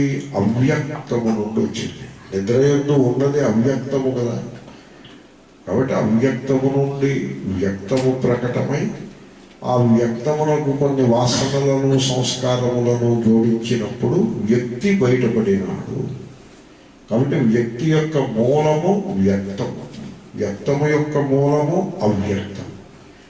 అది తెలుసుకోవాలి నువ్వు. ఆ వ్యక్తం ఏమిటి, అవ్యక్తం ఏమిటి, అది తెలుసుకోవాలి. అంతేగాని నేను ఫలానా వ్యక్తిని అని నిశ్చయించుకుని కూర్చుండుట తగదు. హే భ్రాత అంటే ఓ తమ్ముడు, భ్రాత ఉంది కదా, ఓ సోదరా, తదిదం చింతయ తత్వం. యదిదం తత్వం తత్ చింతయ. నీవు ఈ తత్వమేమి గలదో దానిపై విచారమును చేయుము. ఆభరణాలు కొనుక్కోవడం పెట్టుకోవడమే కదయా, ఈ ఆభరణముల యొక్క తత్వం ఏమిటి? బంగారము. అది ఏమిటి? బంగారం ఏమిటి అసలు? బంగారం అంటే ఏమిటి? అది తెలుసుకునే ప్రయత్నం చెయ్యి. అలాగే ఓ పేరు పెట్టుకుని దాని చుట్టూ ఇన్ని టైటిల్స్ పెట్టేసుకుని నేను సుబ్బారావు, సుబ్బన్న, రెడ్డి కులం, లేకపోతే కమ్మ కులం, పంజాబీ, మద్రాసి అని ఈ విధంగా ఇన్ని టైటిల్స్ పెట్టేసుకుని ఈ అమ్మాయికి నేను భర్తని, ఈ పిల్లలకు నేను తండ్రిని అంటూ ఇటువంటి టైటిల్స్ అన్నీ పెట్టుకుని ఇప్పుడు ఒకడు ఉన్నాడు, అమ్మాయిని పెట్టాడు. ఒక 10 ఏళ్ళ తర్వాత మళ్ళీ ఏదో విడిపోయారు. తలుపుల దగ్గరికి రావడం, విడిపోవడం, ఆ రకంగా ఈ మధ్యన ఈ కాలంలో ఈ డివోర్స్లో అవి అధికంగా ఉంటున్నాయి. పాశ్చాత్య దేశాల్లో చాలా ఎక్కువ ఉన్నాయి, ఇండియాలో కూడా ప్రవేశించారు. సరే కానివ్వండి, సోషల్ మూమెంట్ నాకు ఇప్పుడు ఏమీ వ్యతిరేకమైన కాదు నేను. కాబట్టి విడిపోయాడు. విడిపోయిన తర్వాత ఏమంటాడు? వైఫ్ అంట, భార్య అంటాడా అన్నాడు. ఆమెను చూసి ఆమెకు నేను భర్తను అంటాడా అన్నాడు. అంటే ఏమిటి? ఒక పరిస్థితిని బట్టి భర్త, భార్య ఈ పేర్లు వచ్చాయి. మెడలో ఐడెంటిటీ కార్డు పెట్టుకుంటారు. ఇప్పుడు కార్డు పట్టుకోవడం వేసుకుంటారు. దాని మీద ఏదో రాసి ఉంటుంది, నేను వీడు ఫలానా అని రాసి ఉంటుంది. అది ఎప్పుడు? అది లోపలికి వెళ్ళినప్పుడు, ఆ ఆఫీస్కో లేకపోతే ఆ కంపెనీకో ఆ ఫ్యాక్టరీకో వెళ్ళినప్పుడు అది అవుతారు. అంతే తప్ప ఇప్పుడు డాక్టర్ గారు ఉన్నారు, భార్యతోటి కలిసి సినిమాకి వెళ్ళాడు, అక్కడ కూడా డాక్టరే కాదు. హాస్పిటల్కి వెళ్ళినప్పుడు డాక్టర్. మరి అక్కడ ఏమిటి? What is he? ఇక్కడ డాక్టరు, ఇక్కడ భర్త, ఆవిడ ఎదుర్కొన్న భర్త, తండ్రిని ఎదుర్కొన్నా నిలబడినప్పుడు కొడుకు, కొడుకు ముందు నిలబడినప్పుడు తండ్రి. ఆయా సందర్భాలలో ఆయా పేర్లు వచ్చాయి. అసలేమిటి?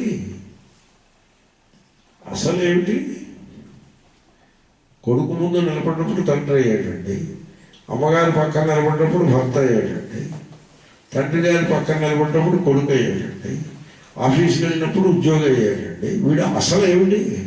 ఇవేవి అసలు కాదుగా, ఇవన్నీ సిసలు. ఆయా సందర్భాల్లో వచ్చేది. అసలు ఏమిటి వాడికి తెలీదు, తెలుసుకోవాలి. తత్వం చింతయ యదిహ భ్రాత. అందాము. కాతే కాంత కస్తే పుత్ర సంసారోయమతీవ విచిత్ర కస్య త్వం కః కుత ఆయాతః తత్వం చింతయ యదిహ భ్రాతః సత్సంగత్వే నిస్సంగత్వం నిస్సంగత్వే నిర్మోహత్వం నిర్మోహత్వే నిశ్చలతత్వం నిశ్చలతత్వే జీవన్ముక్తి. సంగము మంచిది కాదు అన్నాం. సంగము అంటే ఆసక్తి. ఈ టాపిక్ నేను చాలా చెప్పాను గత 4-5 రోజుల్లో. సంసారమునందలి వస్తువులపై, పదార్థములపై ఆసక్తి ఉండరాదు. కారు వాడుకోవాలి కానీ కారుని ప్రేమించరాదు. ఓకే, అలాగే ఇతర వస్తువులు కూడా. సో నేను ఒకసారి ఒక చోటికి సత్సంగానికి వెళ్ళాను. సత్సంగం చెప్తున్నాను, అందరూ కూర్చున్నారు. ఏమిటో ఆ యజమానుడి ముఖంలో ఎక్కడ కళ లేదు. ఆముదం తాగిన వాడి వలే ముఖం కొంచెం నిరుత్సాహంగా ఉన్నది. సరే, సత్సంగం 1 గంట సత్సంగం అయిన తర్వాత 1 అవర్ 15 మినిట్స్ టీ బ్రేక్, మళ్ళీ ఇంకో గంట కార్యక్రమం అలా ఉండేటప్పుడు ఆ మధ్యలో నేను అడిగాను, ఏదో ఇబ్బంది పడుతున్నావు ఏమిటని అడిగాను. ఆ కార్పెట్ 80,000 రూపాయలు పెట్టి కొన్నాను అని చెప్పాడు. ఎక్కడ కొన్నావు ఏమిటన్నా? ఇరాన్ వెళ్ళాను నేను, టెహరాన్ వెళ్ళాను ఆఫీస్ పని మీద. అప్పుడు 80,000 రూపాయలు ఇచ్చాను వాళ్ళకి. వాళ్ళేమో షిప్పింగ్ వాళ్ళే చేస్తూ ఉన్నారు. ఇంటికి వచ్చింది, వీళ్ళందరూ ఆ కార్పెట్ పరిచేసి దాని మీద తొక్కేస్తూ కూర్చుంటున్నారు. నేనన్నా అయితే ఆయన ఎవరు పిల్లలు లేరు, తీసేయమంటే నేనన్నాను, అసలు నేను 80,000 ఇచ్చి కార్పెట్ వాడు కొనుక్కున్నాడా? చక్కగా 20 రూపాయలు ఇస్తే దొంగచాటు కొనుక్కుంటే పని అయిపోయి దానికి. తర్వాత అటువంటి ఆసక్తి ఉండకూడదు. ఈ కార్పెట్ మొత్తం కూడా వచ్చేదా పెట్టేదా బట్టలు కుడుకోలే. వాళ్ళందరూ పాపం కూర్చుని ఉన్నారు, డిస్టర్బ్ చేయకు, నువ్వు కూడా మనస్సులో బెంగ పెట్టుకోకు, వచ్చి క్లాసు విను, దీనికోసం క్లాసు మానేసేవే అని నేను కోకలేశాను. సంసారం ఇలా ఉంటారు. సంగము ఆసక్తి, పదార్థములపై ఆసక్తి, తర్వాత వ్యక్తులపై ఆసక్తి. వ్యక్తుల్ని ప్రేమించమంటే ప్రేమించడం మానేసి ఆసక్తి పెట్టుకుంటాడు. మనవాడిని ప్రేమించరా అంటే ప్రేమించడం మానేసి నా చెప్పిన వాడు వింటలేదని బాధపడతాడు. నీ చెప్పిన వాడు ఎందుకు వినాలి? వాడు తల్లి తండ్రి చెప్పిన వాడు వింటేనే గొప్ప. కాబట్టి ఆసక్తి ఉండకూడదు. మరి ఆసక్తి అలా ఉంది కదా, మరి ఇది ఎలా పోతుంది అంటే దీనికి ఓ ఉపాయం చెప్పారు. ముళ్ళుని ముళ్ళుతోటే తీయాలి. అలాగే ఈ ఆసక్తి పోవాలి అంటే దీనికి ఇంకొక రకమైన ఆసక్తిని మీరు పెంచుకోవాలి. ఏమిటి ఆసక్తి? భగవద్గీత క్లాస్ అంటే చెవి కోసుకోవడం. క్లాసు మానేయడానికి వీలు లేదు, ఎట్టి పరిస్థితుల్లోనూ క్లాసు మానేయడానికి వీలు లేదు. ఒక ఆయన క్లాసు మానేశాడు. రోజు ఏదో టాపిక్ వచ్చినప్పుడు ఎందుకు మానేశారని అడిగాను. గెస్ట్ వచ్చాడు. గెస్ట్ వస్తే గెస్ట్ని క్లాసుకు తీసుకురావాలి కానీ నువ్వు మానేయడం ఏంటి? గెస్ట్ వస్తే భోజనం మానేస్తావా? గెస్ట్కి భోజనం పెడతావు, నువ్వు తిని గెస్ట్ కూడా పెడతాం. అలాగే క్లాసుకి గెస్టులు కూడా తీసుకురావాలి. అంటే వాడు వస్తాడో రాడో, రాకపోతే వెయిట్ చేయమని చెప్పాలి. లేకపోతే ఇప్పుడు నేను ఖాళీగా లేనని చెప్పాలి. క్లాసు మానేస్తావా వెరివాడా? కాబట్టి భగవద్గీత క్లాసుని మానేది లేదు, సత్సంగాన్ని మానేది లేదు. ఉదయమే నిద్ర లేచి, అంటే ఆరోగ్యము ఇతర పరిస్థితులు సమకూరినప్పుడు మాట నేను చెప్తున్నాను. మరి బండగా ఉండాలని నేను చెప్పట్లేదు, ప్రాక్టికల్గా ఉండాలి. ఉదయమే నిద్ర లేచి ఉదయించే సూర్యునికి ఆహ్వానం పలికి, సూర్యుడు ఉదయిస్తున్నాడంటే జగద్బంధువు సూర్యుడు, అంటే ఆయన విచ్చేస్తున్నాడు అంటే మనం చేతులు జోడించి నమస్కరించి ఆహ్వానాన్ని పలికి నమస్కారం చేసి అధ్యాన్ని ఇవ్వాలి. అది సత్సంగం. సత్ అంటే సూర్య భగవాను. కాబట్టి అటువంటి సంగము, ఈశ్వరునితో సంగము, తర్వాత క్లాస్ చెప్పేటువంటి సత్పురుషులతో సంగము, తర్వాత క్లాసుకి వెళ్ళి వాళ్ళతో స్నేహం చేయాలి. క్లబ్కు వెళ్ళి వాళ్ళతో స్నేహం చేశారనుకోండి, అప్పుడు ఏమవుతుంది, మీరు కూడా క్లబ్కు వెళ్తారు. 6 నెలలు కలిసి ఉంటే వారు వీరవుతారు. కాబట్టి ఈ పేకాట రాయిళ్లతో స్నేహం చేస్తే మీరు కూడా ముక్క వేయడం ప్రారంభిస్తారు. కాదండి నాకు రాదండి పేకాట అంటే ఎంతసేపు అయ్యా వస్తుంది, అది పెద్ద ఘనకార్యం కాదు, వాళ్ళ పక్కన కూర్చుంటే అదే వస్తుంది. సో ఇంగువ మూట కట్టిన వస్త్రానికి ఆ ఇంగువ వాసన వచ్చినట్లుగా. కాబట్టి మనం ఎటువంటి వారితో స్నేహం చేస్తున్నాము అన్నది చూసుకోవాలి. ఇందుకోసం గృహస్థులే అక్కర్లేదు, సన్యాసులు కూడా విరక్త సన్యాసులు ఉంటారు. కొంతమంది సన్యాసం పేరుతో పాలిటిక్స్ అవి చేస్తూ ఉంటారు. మనం ఎవరితో సంఘం పెట్టుకోవాలి? అటువంటి విరక్త సన్యాసులు, మహాత్ములైన సన్యాసులు. ఇప్పుడు కూడా స్నేహము విద్వాంసులతో చేయాలి. ఒక విద్యార్థిని నేను సలహా చెప్పాను, నీ ఫ్రెండ్స్ ఎవరు రాని అడిగాను. నీకు ఎన్ని మార్కులు వస్తే 2nd క్లాస్ మార్కులు వచ్చాయి. నీ ఫ్రెండ్స్ ఎవరంటే వాళ్ళందరూ 3rd క్లాస్ మార్కులు వాళ్ళు. మరి నీకు 2nd క్లాస్ మార్కులు రావడంలో విడ్డూరం ఏమున్నది? ఈ పైన ఈ 3rd క్లాస్ మార్కుల వాళ్ళ స్నేహం అలాంటి పెట్టి, ఈ 1st క్లాస్ వాళ్ళు 2-3 ఉన్నారు, వాళ్ళతో స్నేహం చేస్తే వాడికి నెక్స్ట్ సెమిస్టర్లో 1st క్లాస్ మార్కులు వచ్చాయి. ఎందుకంటే ఈ 1st క్లాస్ వాళ్ళు ఎప్పుడూ ఆ సబ్జెక్టునే చర్చిస్తూ ఉంటారు, దాని గురించే విచారం డిస్కషన్ చేస్తూ ఉంటారు, ఆ పుస్తకాలు ఆ చదువు ఆ ధోరణిలో ఉంటారు. వాళ్ళతో స్నేహం చేస్తుంటే అలవాట్లు పడతారు. కాబట్టి మనము సంఘము సత్సంగమే పెట్టుకోవాలి. సోషల్ గ్రూప్స్ ఉంటాయి. నేను తరచుగా చెప్తూ ఉంటాను, సోషల్ గ్రూప్స్ అన్నది అసలు మనకు ఉండరాదు. ఒకే ఒక సోషల్ గ్రూప్ ఉండాలి, అది భగవద్గీత క్లాసు వినేటువంటి గ్రూప్ అంతే. అది తప్ప ఇంకే గ్రూపు ఉండకూడదు. అలాగే పార్టీలో ఉంటాయి, పార్టీలకి మనం వెళ్ళకూడదు. పార్టీకి వెళ్ళి ఏం చేస్తారు? మీరు ఏదైనా మంచి మధురమైన పదార్థం తినాలనుకుంటే ఇంటికి తెప్పించుకుని ఇంట్లో వాళ్ళతో కలిసి తినచ్చు. దీనికోసం పార్టీకి ఎందుకు? నాకు అమెరికాలో వాళ్ళు పార్టీ బస్ స్టాప్ అని పేరు పెట్టారు. ఎందుకంటే నాకు క్లాస్కి వచ్చిన వాళ్ళందరూ పార్టీకి వెళ్ళడం మానేశారు. వీళ్ళు పార్టీకి రావడం మానేశారు. ఎందుకంటే ఆ స్వామి ఒక ఆయన ఉన్నాడు, స్వామి టీవీ, ఆయన చెప్పిన సలహా పట్టుకుని వీళ్ళు రావడం మానేశారు అని చెప్పారు. అప్పుడు వాళ్ళు ఏమన్నారంటే ఒక పార్టీ బస్టర్ ఒకడు వీడనమాట. కాబట్టి పార్టీలో ఉండకూడదు. ఇది all waste of time, energy, money.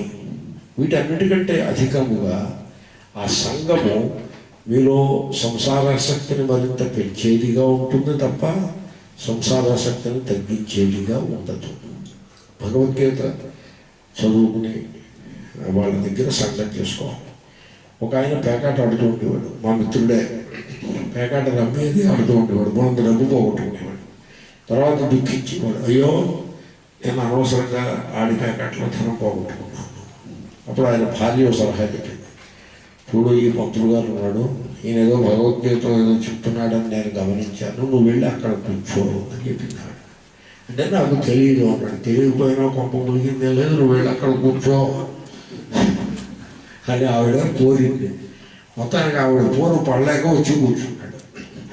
ఆ తర్వాత నాకు మంచి స్నేహితుడు అయినాడు. ఇప్పుడు జీవించలేడు, మంచి స్నేహితుడు అయినాడు. పేకాట పూర్తిగా మానేశాడు. తర్వాత ఆధ్యాత్మిక విషయాలు ఎన్నో కొన్ని తెలుసుకున్నాడు. కాబట్టి స్నేహము మనకంటే ఉన్నతమైన వాళ్ళతో చేయాలి. ఆ విధంగా స్నేహం చేస్తే, సంఘాన్ని పెట్టుకుంటే ఈ సంసారాసక్తి పోతుంది. ఈ రకమైన ఆసక్తి పెట్టడం ద్వారా ఆ ఆసక్తి విరిగిపోతుంది. ముళ్ళుని ముళ్ళుతో తీయాలి. కాబట్టి సత్సంగత్వే నిస్సంగత్వ. తర్వాత సత్ అంటే పరమాత్మ, సచ్చిదానంద కదా సత్. పరమాత్మకి సత్ అని పేరు.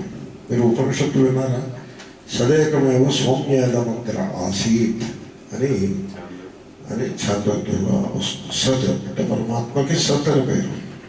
కాబట్టి మన సంగము సత్తుతో పెట్టుకోవాలి, పరమాత్మతో పెట్టుకోవాలి, సంసారంతో పెట్టుకోకూడదు. అది సత్సంగ శబ్దానికి ఆ అర్థాన్ని కూడా గమనించాలి.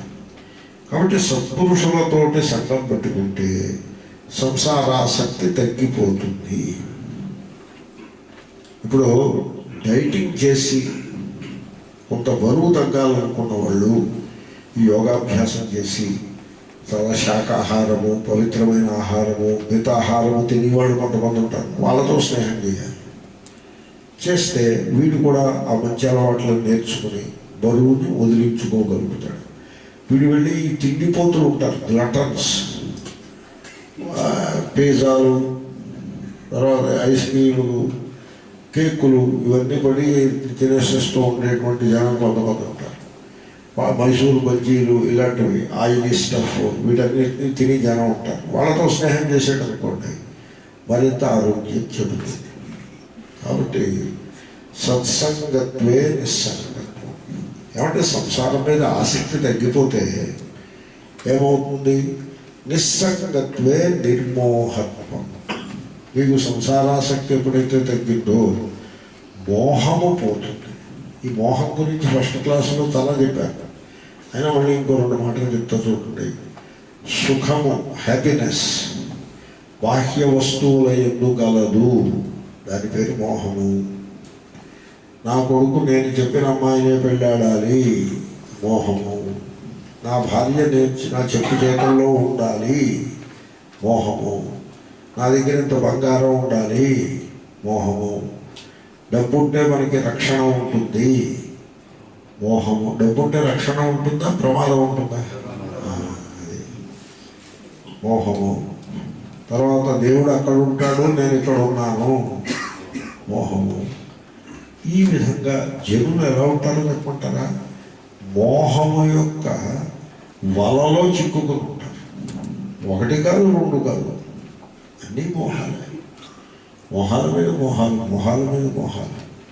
ఒక ఆయన అడిగాడు, ప్రయాణానికి వెళ్ళినప్పుడు పిల్లి ఎడమ నుంచి పిల్లి కాదు కుక్క, విలో కుక్క ఎడమ నుంచి కుడివైపు రావాలా, కుడి నుంచి ఎడమవైపు రావాలా అని అడిగాడు.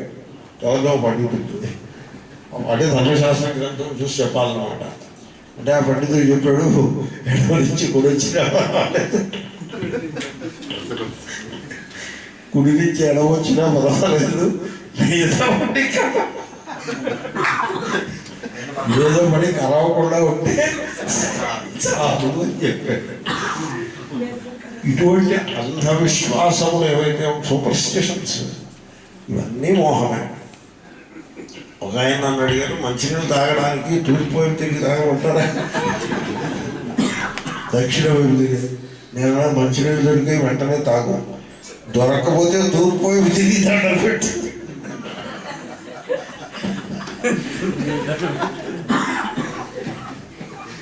అంధవిశ్వాసాలు ఉండకూడదు. ఇవన్నీ మోహం. ఇంకా నేను మోహాన్ని చెప్పడం ప్రారంభిస్తే ఎవరికైనా కోపం కూడా వస్తుంది. ఇంత దాన్ని పట్టుకుని మోహం అంటాడు ఆవిడ. మోహం అంటే ఉన్నదాన్ని తప్పుగా తెలుసుకుంటాం. మీకు ఎప్పుడైతే సంసారాసక్తి తగ్గిపోతుందో అప్పుడు ఉన్న పరిస్థితిని సరిగ్గా అంచనా వేసే శక్తి మీకు లభిస్తుంది, ఆ సామర్థ్యం వస్తుంది.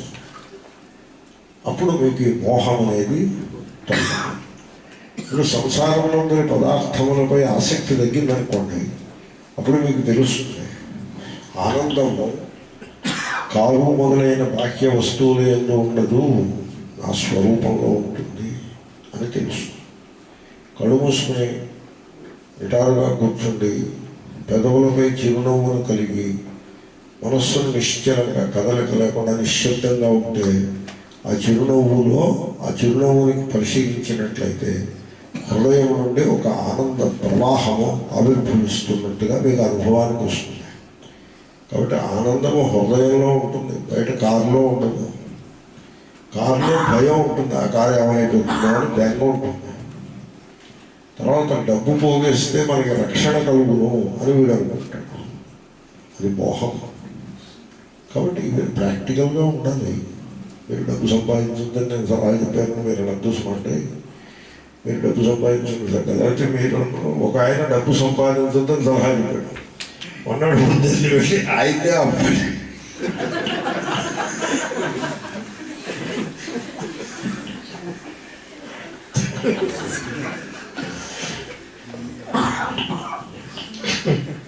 అయితే అప్పు అడిగాడు.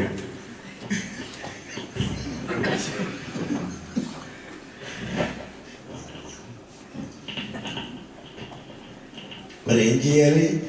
డబ్బు సంపాదించడం అలా ఇచ్చారు కదా, డబ్బు అవసరం, మరి అప్పు ఇవ్వచ్చు. కాబట్టి నా సలహా అది కాదు, మీరు చక్కగా సంపాదించుకోండి, కానీ ధనము రక్షణ ఇవ్వదు. రక్షణ ఏమొస్తుందంటే మీ హృదయంలో ఉండే ఈశ్వరుని గల భక్తి, ఆత్మనిష్ట, వాటి వల్ల మీకు రక్షణ కలుగుతుంది. ధనం వల్ల రక్షణ కలగదు. కాబట్టి ఈ విధంగా ఈ మోహములు ఏవైతే బుద్ధి నిండా పేరుకొని ఉన్నవో అవన్నీ కూడా సంసారాసక్తి తొలగడంతో క్రమంగా అవన్నీ తొలగిపోతాయి. మోహము తొలగిపోగానే ఆ నిశ్చల తత్వం, నిశ్చల అంటే కాలమునకు అతీతమైన తత్వం. ఇప్పుడు దేహం ఉందండి, ఓ కాలంలో పుట్టింది, ఇంకో కాలంలో గిట్టుతుంది. మనస్సు అంటే దాని కదలికయే కాలము. కాలము మనస్సు యొక్క కదలిక రెండు ఉంటాయి.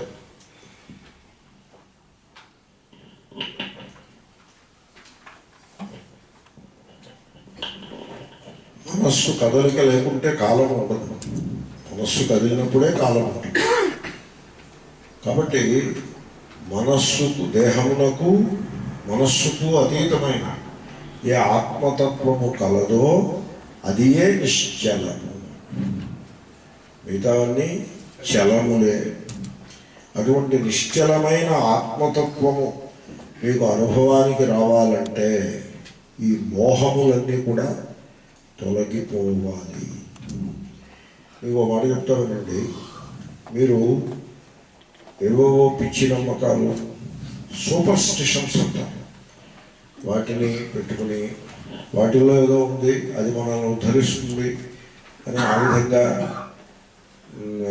అంధవిశ్వాసములను కలిగి ఉన్నంత వరకు మీకు ఆత్మతత్వం తెలియదు.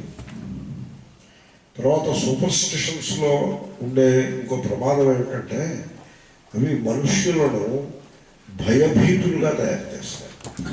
ఈ సూపర్ స్టిషన్స్ పీపుల్ ఎప్పుడూ భయపడుతూ ఉంటారు. వాడు ఎప్పుడూ భయమే, వాడికి ఏది చూసినా భయమే. కాలమునకు భయపడతాడు. ఈవేళ ఏ వారం? మంగళవారం. మంగళవారం అంటే భయం వాడికి. మంగళవారం ఏం చేస్తుంది మిమ్మల్ని? మంగళవారానికి సోమవారానికి తేడా ఏముందండి? తెల్లారింది సోమవారం అన్నారు, మళ్ళీ తెల్లారింది మంగళవారం అన్నారు. ఏమిటి ఆ 2 వారాలకి తేడా ఏమిటి? తేడా ఏమీ లేదండి, మనం పెట్టుకున్న కన్వెన్షన్.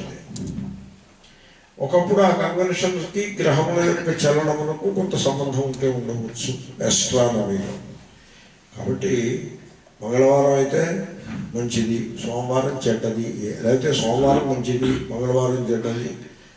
ఇతరులను ప్రేమించుట మంచిది, పెద్ద మనస్సు కలిగి ఉండుట మంచిది, స్వార్థ చింతన చెడ్డది అది అనుకోడు. ఆ మాట మాట్లాడతాడు. మంగళవారం చెడ్డది, బుధవారం మంచిది అంటాడు. సో అంటే the qualities of heart and mind అని అంటారు. అక్కడ ఉంటుంది మంచి కానీ చెడు కానీ. వారంలోనూ గడియారంలోనూ టైంలోనూ ఉండదు. ఈ రకమైన అంధవిశ్వాసం ఎప్పుడైతే పెట్టుకుని సూపర్ స్టిషన్స్ పెట్టుకుని ఉంటాడో వాడిలో భయం పెరిగిపోతుంది. ప్రతిదానికి భయమే. పిల్లిని చూస్తే భయం, కుక్కను చూస్తే భయం. పైన పక్షులతో ఏదో కూత కూస్తుంది అనుకోండి, ఏమంటే ఈ కూత మంచి కూత చెడ్డ కూత అని వీడికి భయం. అన్నీ భయాలే. మా చిన్నప్పుడు అలా ఉండేది. ఏదో పక్షి కూత కూస్తే అరే ఇదేదో తప్పు కూత కూసింది, మనకి ఏదో కష్టం వస్తుంది, ఎవరో పోతారు. ఎవరో పోతే పెద్ద వయసులో ఉన్నవాళ్ళు పోతే అది కూడా ఒక ఫ్రీడమే కదా. మరి అంటూ చెడ్డే ఉంది, అందరూ ఇక్కడే బతికి శాశ్వత కాలం ఉండిపోతే ఇంకా అన్నీ కష్టాలే. చేయలేం. నేనేదో డైగ్రెస్ అయ్యి చెప్పాను. కాబట్టి భయము గల మనస్సు, భయము ఏ మనస్సులో ఉంటుందో అక్కడ జ్ఞానము ఉదయించదు.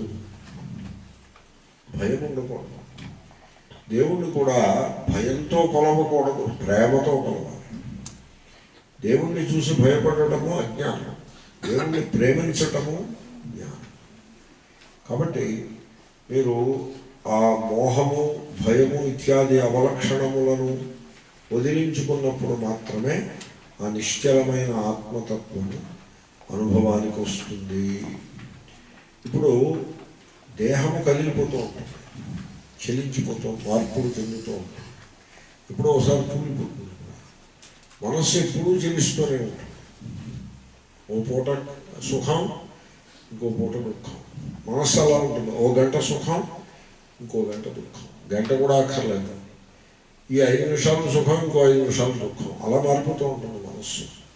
ఈ నిరంతరము మారిపోతూ ఉండే దేహము, మనస్సు, ఆ దేహం లోపల మనస్సు అనుకోండి, అంతకంటే సూక్ష్మమైనది ఆత్మ చైతన్యము, ఎరుక. అది అన్నిటికీ మారదు. అది మార్పులు లేని ఎరుక అని కూటస్థ చైతన్యము అని అంటారు. పర్వత శిఖరంలో ఎలా అయితే చలనము ఉండదో ఆ విధంగా ఆ ఎరుకలో ఎట్టి చలనము ఉండదు. ఆ ఎరుకలో తెలియవచ్చే సర్వము మారిపోతుంది. సినిమా తెరల మీద కనబడే దృశ్యాలన్నీ మారిపోతాయి. కానీ ఏ ప్రకాశములో ఈ దృశ్యములు భాషిస్తున్నాయో ఆ ప్రకాశము మారదు. అలాగే ఆ చైతన్య ప్రకాశము మార్పు లేనిది. దాని యందు ప్రకాశించే సర్వము మారిపోతూ ఉంటాయి. అటువంటి నిశ్చలమైన ఆత్మ చైతన్యమును, అంటే మార్పు చేర్పు లేని తన స్వరూపమును ఎవడైతే తెలుసుకుంటాడో, ఎవడ అనుభవానికి తెచ్చుకుంటాడో వాడు జీవించి ఉండగానే మోక్షము పొందును. మోక్షము అంటే సంసార బంధము నుండి విముక్తుడు అగును. సంసార బంధము అంటే కామనలు భయములు కలిసి సంసార బంధము అనబడు. కామనలు అంటే ఏదో లోటుంది, ఏదో వెలితి గలదు అనే భావన నుండి కామనలు పుట్టుకొస్తాయి. ఏదో కొంప మురుగుతుంది అనే భయము ఆ విధంగా ఉంటుంది. ఈ రెండూ లేని చేతన, ఆ ఎరుక, దానికే అదే మోక్షము. అటువంటి మోక్షము మీకు దేహంతోటి మమేకమై ఉన్నంత వరకు ఉండదు, మనస్సుతో తాదాత్మ్యాన్ని చెంది ఉన్నంత వరకు ఉండదు. కాబట్టి దేహము నుండి మనస్సు నుండి వివేకము చేసి ఆ రెండింటికి సాక్షిగా ఉండే చైతన్యము గలదో అది నా యథార్థ స్వరూపము. ఆ సాక్షి చైతన్యమునందు మార్పులు చేర్పులు ఏమీ ఉండవు. అది కూటస్థ చైతన్యము, అది నా స్వరూపము. నేను చిన్మయుడను, దాన్ని చిత్ అంటారు.